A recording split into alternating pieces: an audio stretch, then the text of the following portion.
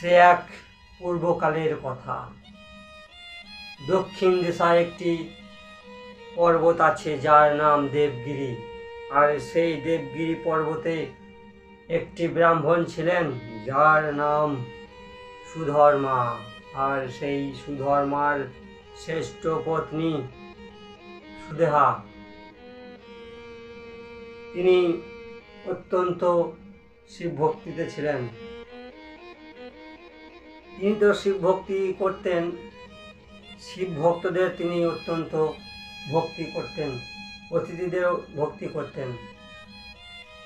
তাই তিনি ভগবান শিবকে অত্যন্ত শ্রদ্ধা ভক্তি করতেন।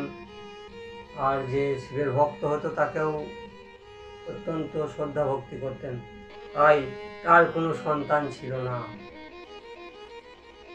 ভগবান শিবের ভক্তি শুধুমাত্র লোক দেখানি করলে হবে না, কারণ মনে ভগবান শিব থাক, সব পাপ ধুয়ে যাক।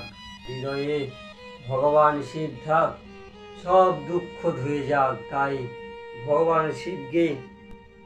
ভগবান শিবের অত্যন্ত শ্রদ্ধা করে যদি পূজা করা হয় তাহলে ভগবান শিব আপনাকে অবশ্যই সাড়া দেবে। কারণ লোক দেখানি ভগবান শিবের পূজা করলে হবে না।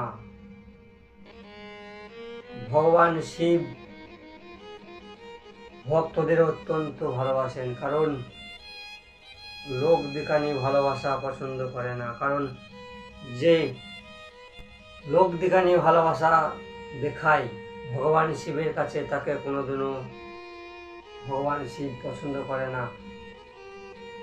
যদি কোনো ব্রাহ্মণকে আপনি শ্রদ্ধা করেন তাহলে ভগবান শিব অত্যন্ত খুশি হবে।